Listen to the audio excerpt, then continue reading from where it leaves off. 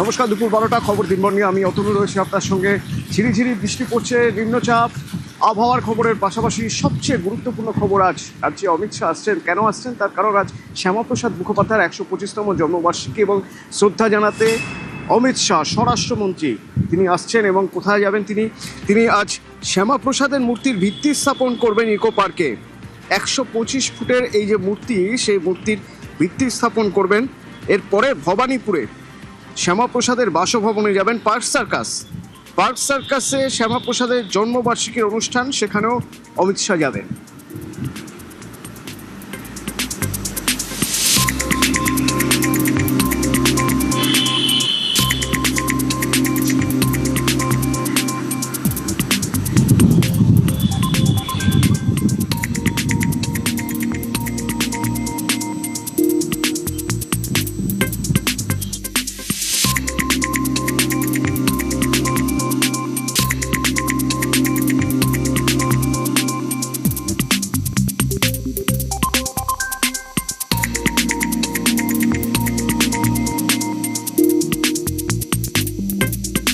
আছে ইকো পার্কে শ্যামাপ্রসাদের মূর্তির ভিত্তিপ্রস্তর স্থাপন। 125 ফুটের এই মূর্তির ভিত্তিপ্রস্তর স্থাপনে থাকবেন অমিত শাহ। তারপর ভবানীপুরে শ্যামাপ্রসাদের পৈতৃকটিতে যাবেন। মিলনমেলা প্রাঙ্গণে শ্যামাপ্রসাদের জন্মবার্ষিকীর অনুষ্ঠান, সেই অনুষ্ঠানে থাকবেন তিনি।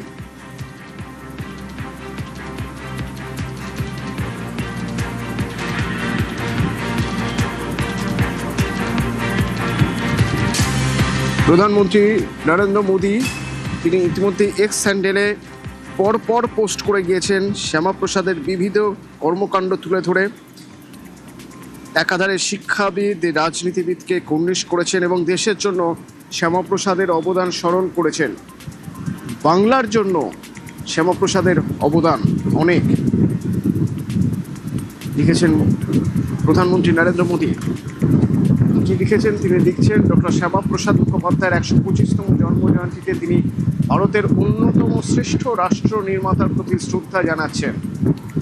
পাণ্ডিত্য, সাহস ও জাতীয় সেবার মধ্যে অটল প্রতিশ্রুতির মধ্যে দিয়ে তার জীবন গড়ে উঠেছিল, সে কথা মনে করিয়ে বলছেন তিনি ভারতের ঐক্য, মর্যাদা, অগ্রগতির জন্য নিজেকে উৎসর্গ করেছিলেন।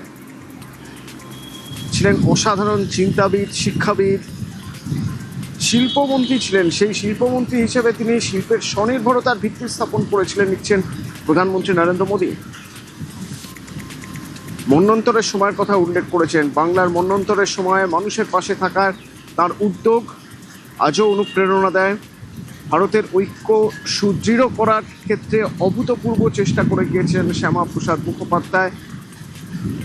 এবং তারই পাশাপাশি তিনি লিখছেন 2019 সালে 370 ও 35-এর অনুচ্ছেদ বাতিল করা তার সেই লড়াই ও প্রচেষ্টার প্রতি একটি যোগ্য উপযুক্ত শ্রদ্ধাঞ্জলি হয়ে থাকবে।